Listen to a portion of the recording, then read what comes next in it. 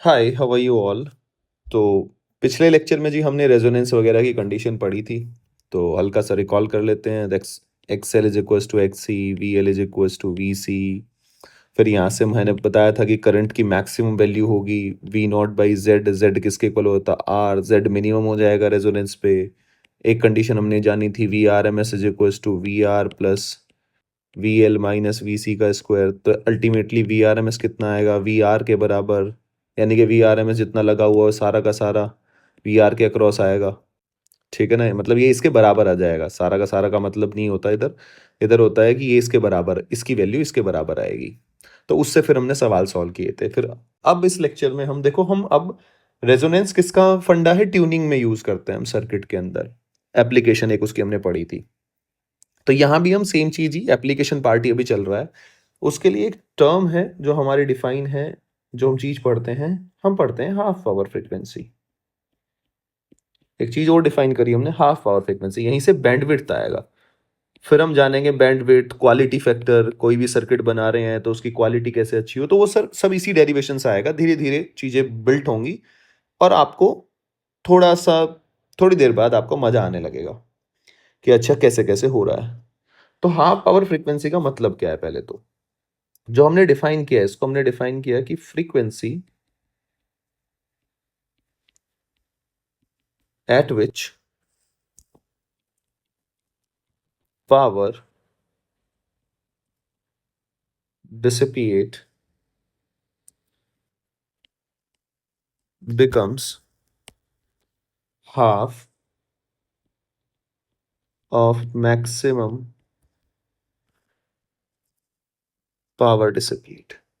ठीक है जी, यानी कि वो फ्रीक्वेंसी जहां पे मैक्सिमम पावर डिसिपेशन आधी हो जाए। अब ये क्या मतलब है, एक बार ग्राफ बनाओ, ग्राफ से आपको सारा समझ में आ जाएगा। आई और ओमेगा ग्राफ हमने लेक्चर 5 में पढ़ा ही था, रेजोनेंस में, आप लोग जानते ही हैं। तो ये तुम्हारा ग्राफ कुछ ऐसे था।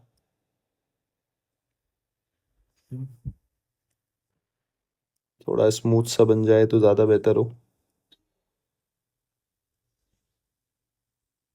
कोई बात नहीं, अपन की ड्राइंग इतनी अच्छी नहीं है। देखो जी, ये हो गया। तो ये ग्राफ आया था, तो यहाँ आई क्या था तुम्हारा, मैक्सिमम।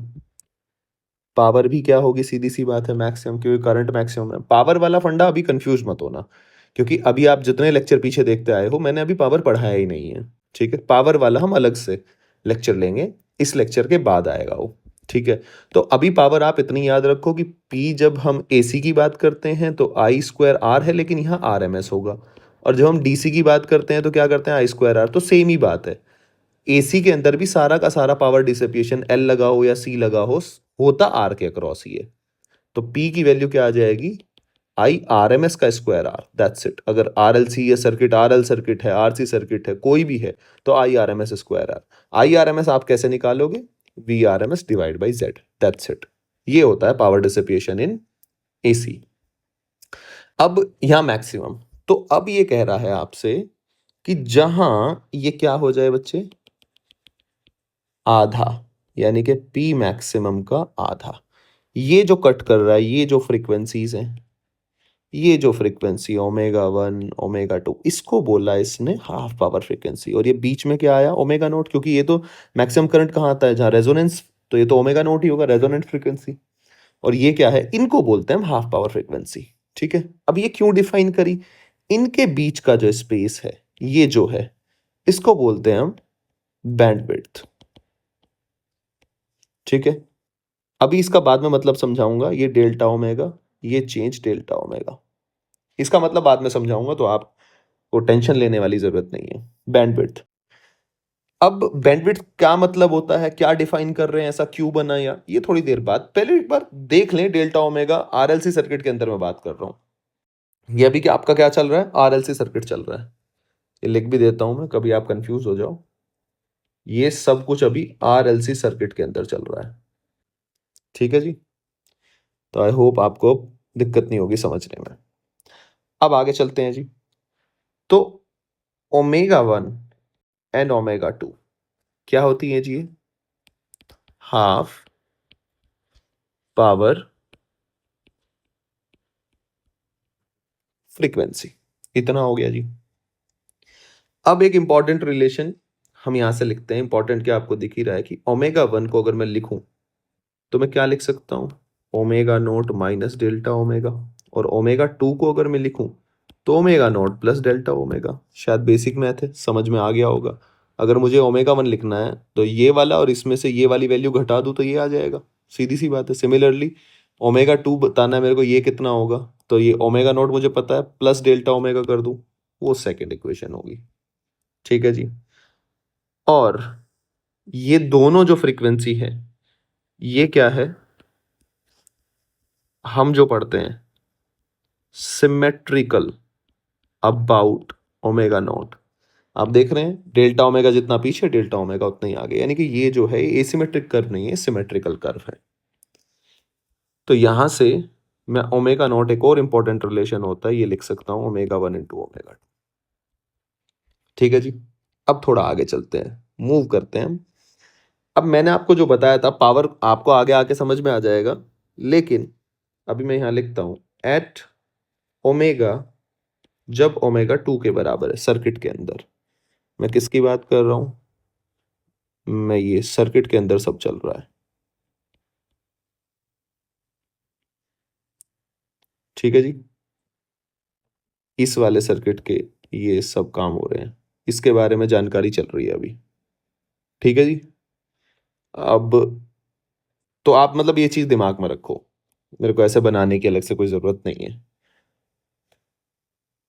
अब आप यहां देखो ओमेगा 1 यानी कि मैं किस फ्रीक्वेंसी की, या तो इसकी बात कर लो या इसकी बात कर लो, तो मैं इसकी हाफ पावर फ्रीक्वेंसी के बारे में मैं बात करना चाहता हूं थोड़ी।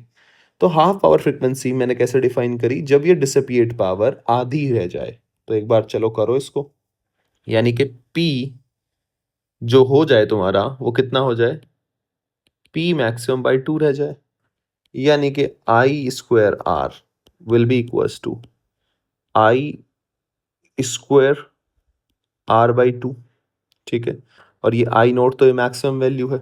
ठीक है जी। तो आर से तो आर गया, तो इस फ्रीक्वेंसी पे तुम्हारा करंट कितना हो गया, आई नोट जो कि मैक्सिमम है डिवाइड बाई √2।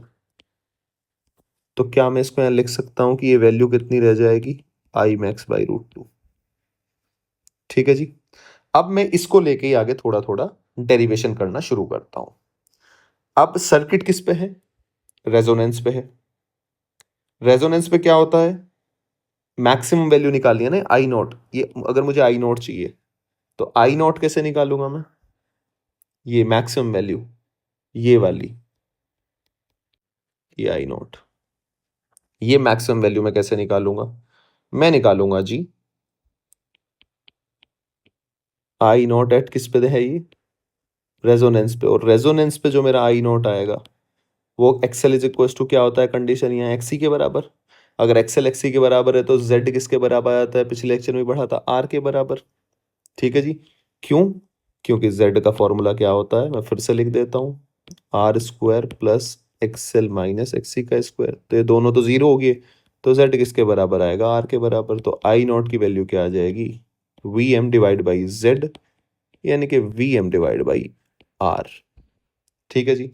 और आई तो तुम्हारा यहां तो तुम्हारा कोई भी वो नहीं है, ये तो सिंपल फ्रीक्वेंसी है।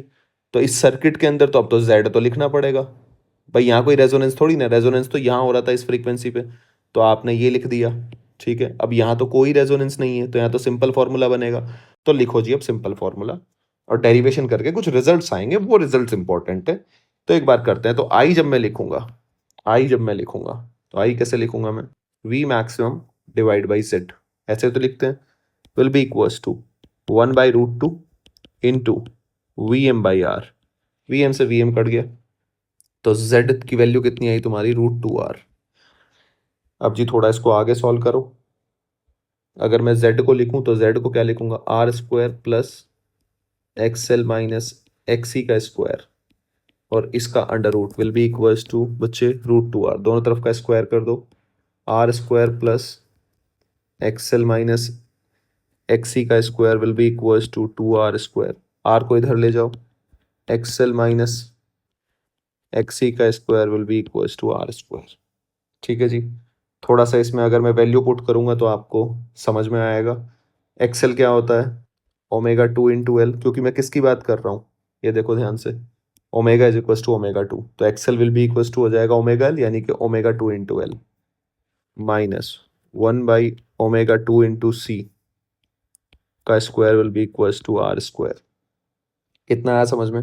अब थोड़ा वैल्यू पुट करता हूँ ओमेगा 2 की, कहाँ से? यहाँ से। ओमेगा 2 किसके बराबर है? Omega naught plus delta omega. तो ये आ गया जी तुम्हारा omega naught plus delta omega, क्योंकि मैं बैंडविड्थ का रिलेशन निकालना चाहता हूँ। डेल्टा ओमेगा भी देखना आप, into L minus 1 by omega naught plus delta omega into C, और इसका क्या हो जाएगा? Square will be equal to बच्चे आर का स्क्वायर। ठीक है जी, इज इक्वल टू आर का स्क्वायर। सही है ना? ठीक है जी, अभी सभी सही चल रहा है। अब आगे देखते हैं जी। अगर ये सब बी स्क्वायर आर, ठीक है जी, अब दोनों तरफ का क्या कर लो आप? स्क्वायर ले लो। तो दोनों तरफ का स्क्वायर लेके omega naught L, sorry, delta omega into L minus 1 by omega naught plus delta omega into C will be equal to R. ये आ गया आपका निकल के। अब आपको इसमें कुछ थोड़ी बहुत चीज़ें चेंज करनी पड़ेंगी। जैसे पहली चीज़ मैं इसमें चेंज क्या कर रहा हूँ कि मैं जानता हूँ ओमेगा नॉट किसके बराबर होता है? 1/√LC। क्या आप ये मेरी बात समझ पा रहे हैं? ओमेगा नॉट किसके बराबर होता है? 1/√LC। तो इस चीज़ की मैं यूज़ करूँगा, लेकिन इससे पहले थोड़ा मैं कुछ एक चीज़ चेंज कर लेता हूँ। जैसे मैं यहाँ से कॉमन ले लेता हूँ ओमेगा नॉट, इस वाले से ओमेगा नॉट कॉमन ले रहा हूँ, तो ओमेगा नॉट इंटू एल बन गया 1 plus delta omega by omega naught minus 1 by, यहाँ से भी आप ओमेगा नॉट सी आ गया 1 plus delta omega by omega not. अब वैल्यू पुट करूँगा तो आपको ज़्यादा अच्छे से दिखेगा। अब मुझे पता है ओमेगा नॉट क्या होता है? 1/√LC, यानी कि मैं इसको लिख सकता हूँ ओमेगा नॉट का square is equal to 1/LC। तो यहाँ मैं अगर आपकी सी की वैल्यू डाल दूँ, implies that C will be equal to क्या बनेगा? 1 बाई ओमेगा नॉट का square into L.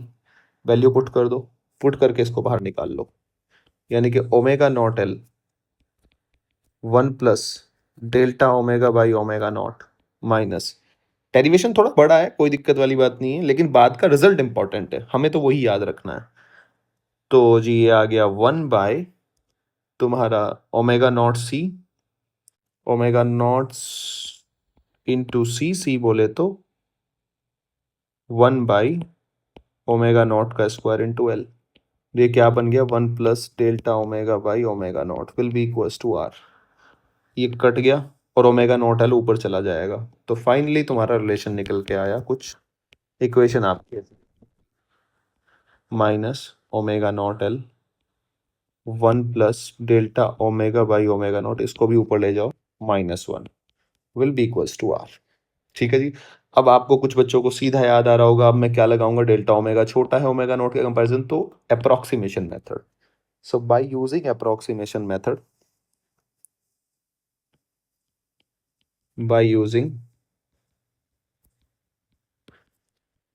Approximation method, omega naught L को मैं बिल्कुल बाहर निकाल लेता हूँ, और ये बन जाएगा 1 plus delta omega by omega naught minus 1 minus delta omega by omega naught is equal to R. जिसको समझ ना आया हो, मैंने ये रिलेशन लगाया 1 plus binomial expansion 1 plus N x.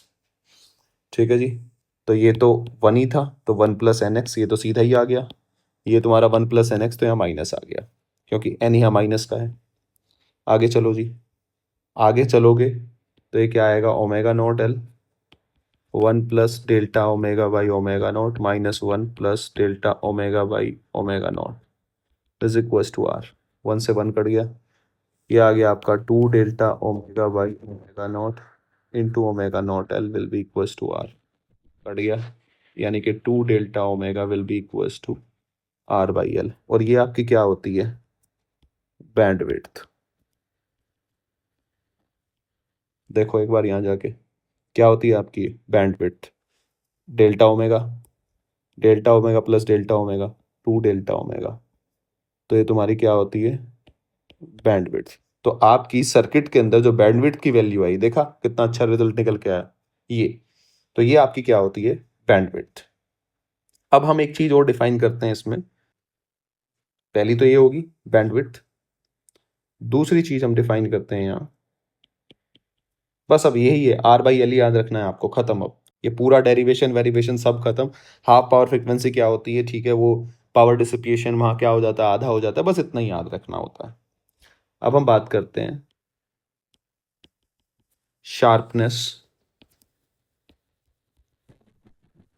Of resonance, या फिर हम बात करते हैं, एक टर्म आती है क्वालिटी फैक्टर। ठीक है जी। अब इसको जो डिफाइन किया जाता है बेटा, इसको डिफाइन किया जाता है omega naught divide by 2 delta omega, यानी कि resonant frequency divide by bandwidth. ऐसे करके क्वालिटी फैक्टर को डिफाइन किया जाता है। ठीक है जी। तो ये तुम्हारा वैल्यू क्या आया, अगर आप इसको आगे सॉल्व करोगे, will be equals to omega naught divide by 2 delta omega, यानी कि आर इंटू एल। क्लियर है जी आपको। अब ओमेगा नॉट की वैल्यू मुझे पता है क्या होती है, as we know that omega naught 1 by root L C. Put कर देंगे तो वैल्यू क्या आएगा निकल के, वैल्यू क्या आएगा जी निकल के आपका, 1 by root L C into L by R. तो ये क्या आ गया जी आपका, 1 by R root L by C. ये आ गया आपका क्वालिटी फैक्टर।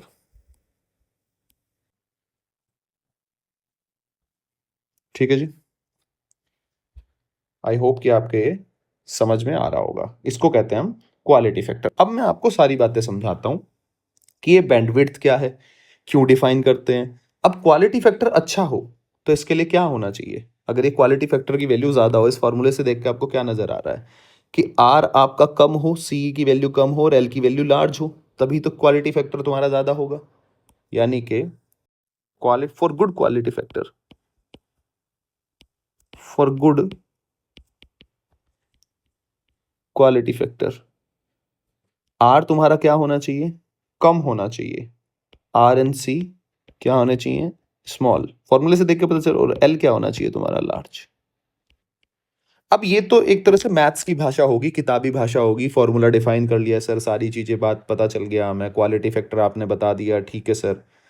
लेकिन ये है क्या, इसका मतलब क्या है, क्वालिटी फैक्टर अच्छा क्यों होना चाहिए, बैंडविड्थ तुम्हारी क्या छोटी होनी चाहिए सर, बड़ी होनी चाहिए, तो है क्या मतलब क्वालिटी फैक्टर, क्वालिटी अच्छी होने के लिए बैंडविड्थ क्या होनी चाहिए, कैसा होना चाहिए, तो वो सारी बातें अब हम क्या करेंगे तुम्हारी।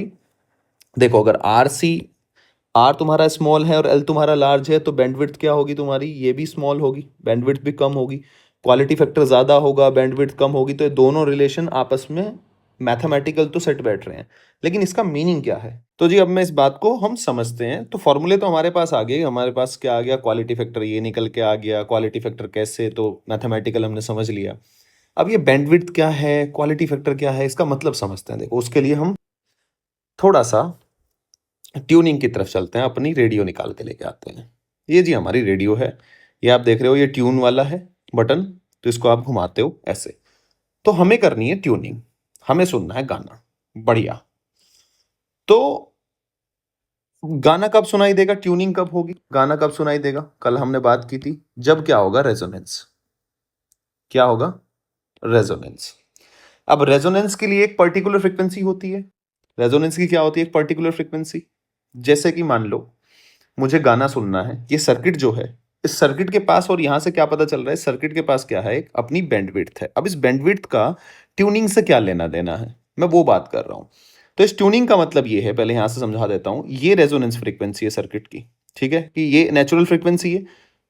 इस बैंडविड्थ का मतलब है कि मान लो लेट्स सपोज ये 50 हर्ट्ज है, तो ये बैंडविड्थ जो है, ये मान लो 4 हर्ट्ज है, ये भी 4 हर्ट्ज है, यानी कि ये वाला कितना आया, 58, और ये वाला कितना आया, ये 54, और दिस इज 46।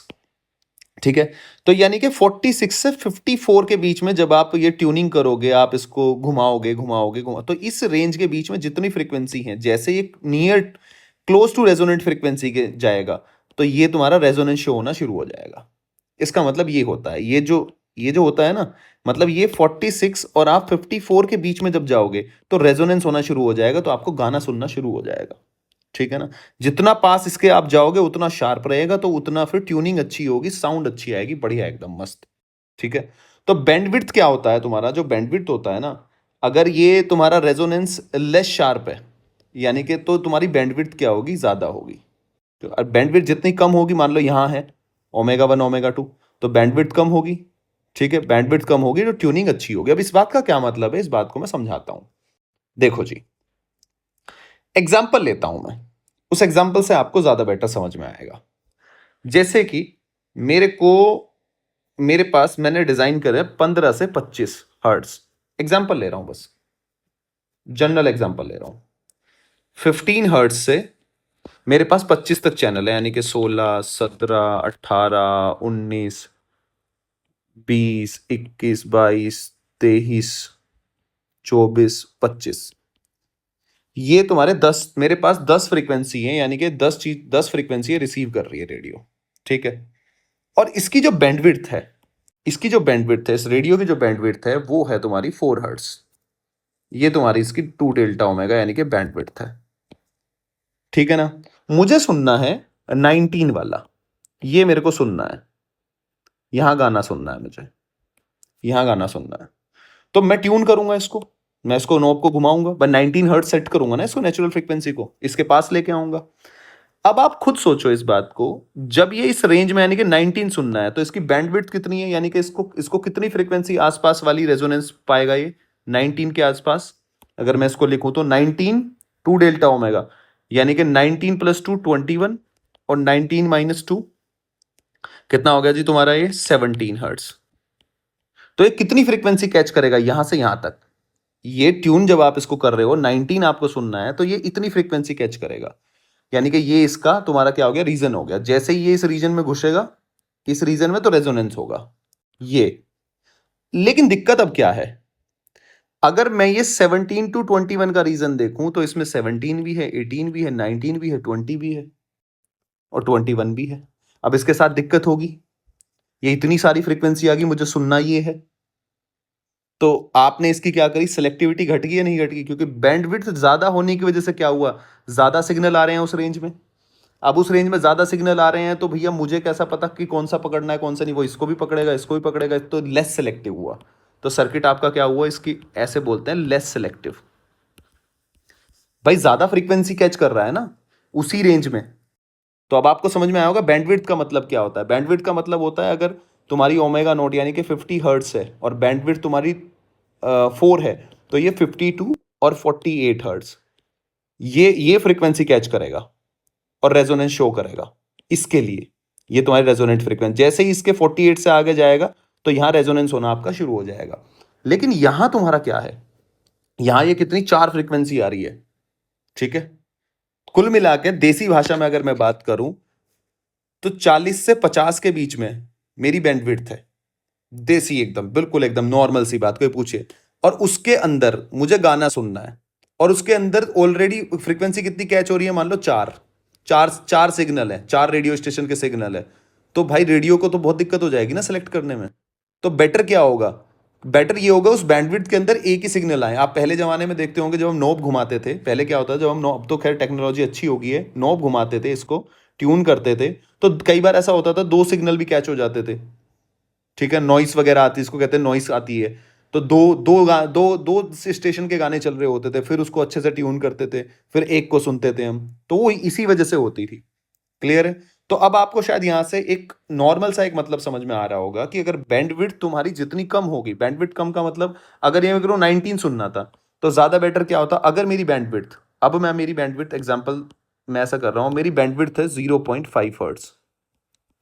0.5 हर्ट्ज का मतलब क्या है कि 19.25, ठीक है जी, और तुम्हारा 18.75, और ये तुम्हारा यहाँ 19 हर्ट्ज है।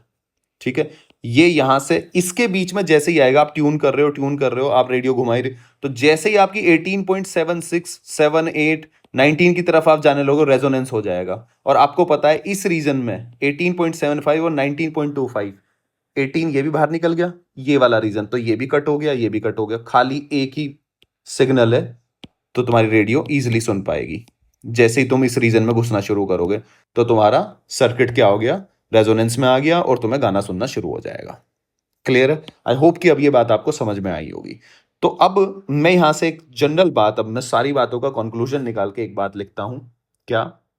देखो जी, मेरा क्वालिटी फैक्टर क्या आया था? क्वालिटी फैक्टर अगर आपको याद हो, omega naught by 2 delta omega, यानी कि ये क्या होती थी तुम्हारी बैंडविड्थ। अब ये तो तुम्हारी फिक्स है। अब ये जो बैंडविड्थ है, ये बैंडविड्थ स्मॉल होगी अगर बैंडविड्थ तुम्हारी क्या है, स्मॉल, तो तुम्हारी क्वालिटी फैक्टर जो होगा,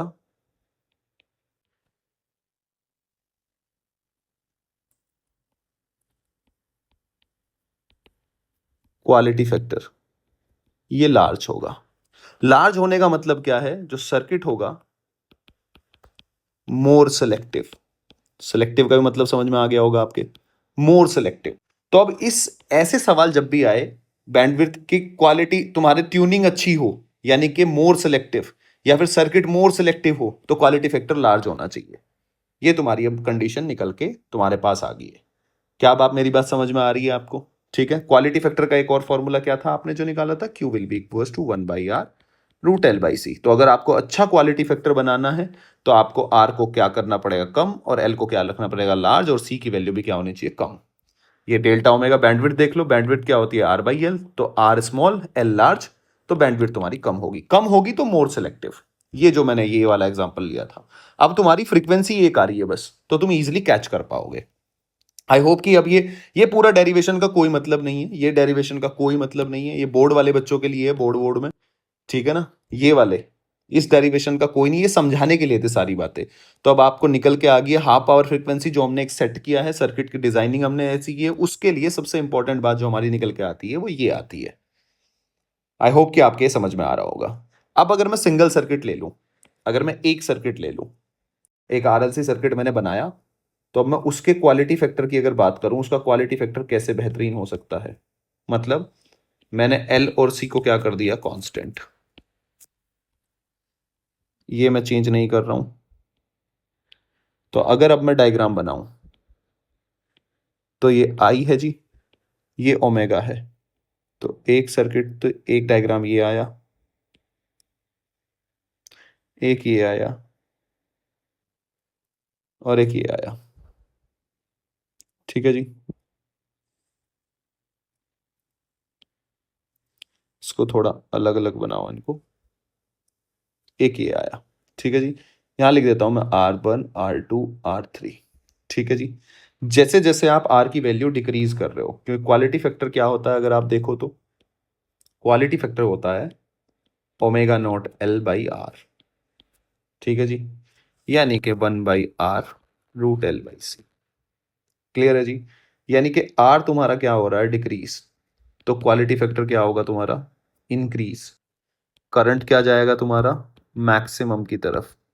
ठीक है, क्योंकि रेजोनेंस कंडीशन आएगी ना, तो रेजोनेंस पे करंट तुम्हारा बढ़ता चला जाएगा, ये रेजोनेंस है। क्या आप मेरी बात समझ पा रहे हैं?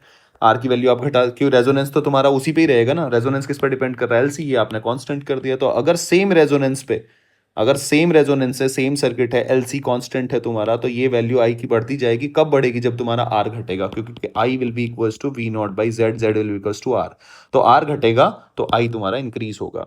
तो जब तुम्हारा ये होगा तो इसका मतलब आप क्या कर रहे हो? ये क्वालिटी फैक्टर इंक्रीज करने का मतलब है कि आपकी जो शार्पनेस है ऑफ रेजोनेंस क्या हुई है? इंक्रीज। ठीक है जी। शार्पनेस क्या हुई है? इंक्रीज। यानी कि तुम्हारी जो बैंडविड्थ है छोटी होते जाने लग रही है। यहाँ बैंडविड्थ इतनी है, मान लो यहाँ बैंडविड्थ इतनी, तो ये छोटी होते जाने लग रही है। अब बैंडविड्थ जब कम होगी तो अभी मैंने आपको समझाया था, सेलेक्टिव होगा, मोर सेलेक्टिव। तो यहां मैं लिख सकता हूं इस बात को, tuning will be good, tuning of circuit, circuit will be good. ठीक है जी। और जो सर्किट होगा ये होगा तुम्हारा मोर सेलेक्टिव। ठीक है जी। अब बहुत अच्छी सी चीज, थोड़ा इंपॉर्टेंट पॉइंट की हम बात करते हैं, फिर हम सवाल देखेंगे इसके ऊपर कैसे आते हैं, क्योंकि हमें तो अल्टीमेटली कंपटीशन के हिसाब से, लेकिन ये समझ में आना चाहिए। समझ में आएगा क्या हर बात का क्या मतलब है, तभी आप इसका सवाल फिर 2 सेकंड मतलब 10 सेकंड या 15 सेकंड में इसका सवाल बना पाएंगे। एट रेजोनेंस पे देखो देखो क्वालिटी फैक्टर क्या होता है, मेरे पास है omega naught L divide by R, ये है। अब मैं सर्किट की बात कर रहा हूं, अब यहां थोड़ा सा सर्किट को ले आते हैं, आर सी एल, ठीक है। अब एट रेजोनेंस पे बात करते हैं एक बार। एट रेजोनेंस अगर मैं बात करूं आपसे, तो एक्सेल मैंने पढ़ा है बच्चे, एक्सेल किसके बराबर हो जाएगा, एक्सी के बराबर, ठीक है जी। और z किसके बराबर आएगा बेटा, r के बराबर। और मैं जानता हूं जो वी आर एम एस किसके बराबर आएगा, वी आर के बराबर। आई होप ये बातें आपको रेजोनेंस में याद होंगी, ठीक है जी। अब अगर मैं क्वालिटी फैक्टर को ऐसे लिखूं, देखना एक बार, वी एल बाई, दूसरी फॉर्म देख रहे हैं हम कि सर्किट दे दिया, कई बार वो सर्किट से आपको गुमराह करने की कोशिश करेगा, अभी हम देखते हैं उसमें एल आर कोई वैल्यू गिवन नहीं होगी, सिंपल वोल्टेज गिवन होगा। तो वी एल अगर आप एक बार करके देखो, वी आर एम एस, तो वी एल कितना होता है जी, I into XL divide by V R M S क्या होता है रेजोनेंस पे, आई इंटू जेड, ठीक है।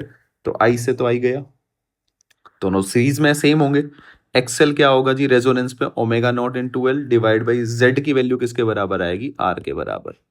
तो यानी कि क्वालिटी फैक्टर का आपका फॉर्मूला क्या आ गया, एक और फॉर्मूला आ गया, अगर वोल्टेज में गिवन हो, V R M S is equal to V L by, और वी आर एम एस ही वी आर के इक्वल होता है, ये बात हम प्रूव कर पाए हैं।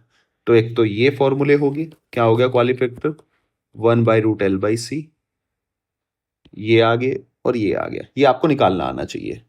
अब हम इसके ऊपर जी सवाल की बात करते हैं, तो सवाल आपको फिर बढ़िया लगेगा, समझ में आएगा, मजा आएगा।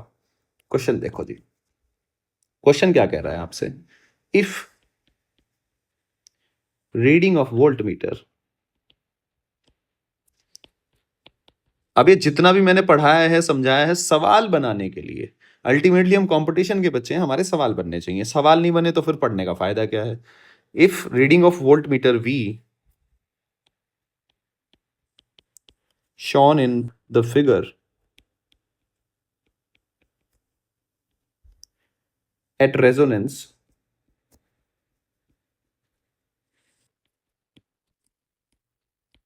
is 200 volt, then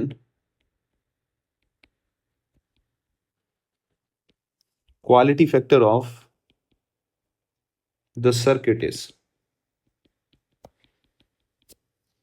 तो आपको क्या गिवन है, ये सर्किट है आपको गिवन है, ठीक है जी। और सर्किट किस पे है, आपको गिवन है रेजोनेंस पे गिवन है,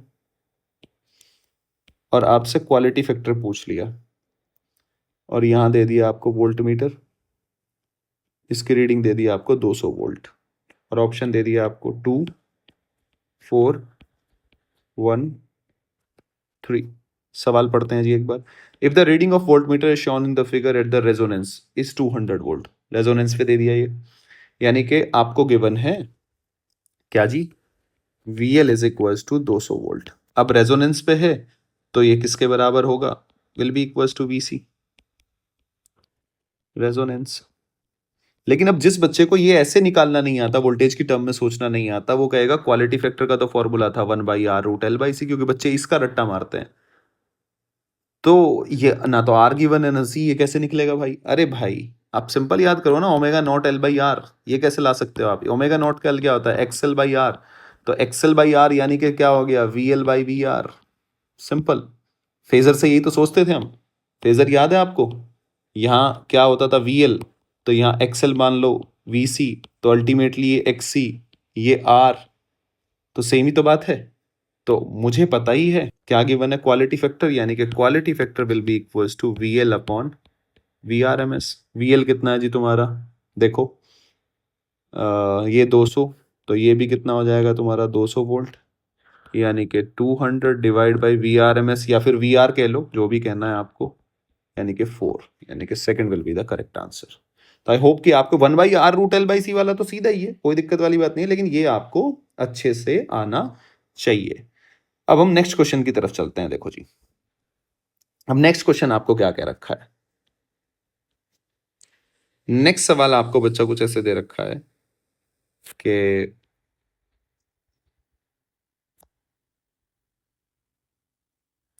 ये है जी तुम्हारे पास ये पावर का और फ्रीक्वेंसी का आपको ग्राफ दे रखा है। किसका? पावर का और फ्रीक्वेंसी का। ठीक है जी। तो अब आपको ये दे दिया आपने, ये ग्राफ कैसे बनाया इसने, कुछ ऐसे ग्राफ बनाया और ये वैल्यू दे दी बच्चे 1 और ये इसने 0.5 यानी कि हाफ पावर फ्रीक्वेंसीज आपको कितनी दे दी है बच्चे, ये ऐसे, ये और ये एसिमेट्रिक ग्राफ बना रखा है। कोई बात नहीं, कुछ भी बनाए वो, उससे हमें क्या, हम तो सिमेट्रिक पढ़ते थे, लेकिन उसने ये दे दिया तो कोई बात नहीं, इससे भी निकाल देंगे आंसर। तो ये तुम्हारी एवरेज पावर इधर दे रखी है। अब ये कह रखा है द प्लॉट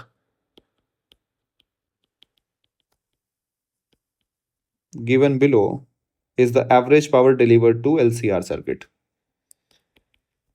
is between, हम सीधा लिख लेते हैं, वर्सेस फ्रीक्वेंसी। ठीक है जी। आपको क्या बताना है, क्यों बताना है, क्वालिटी फैक्टर।